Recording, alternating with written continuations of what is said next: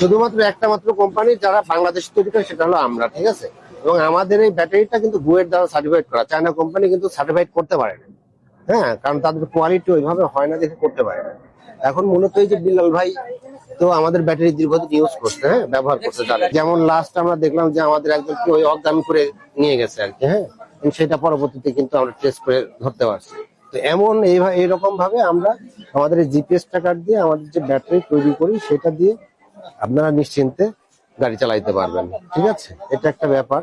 আমরা এখন পর্যন্ত যে ব্যাটারি গুলা দিচ্ছি, বাংলাদেশে আর কেউ এইভাবে দিতে পারে না।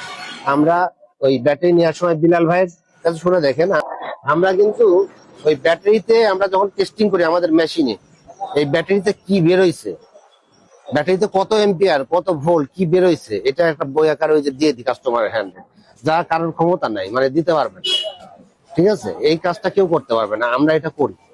গ্যারান্টি ওয়ারেন্টি কার্ড তো দিই, সঙ্গে আপনার এইটা থাকে আর কি।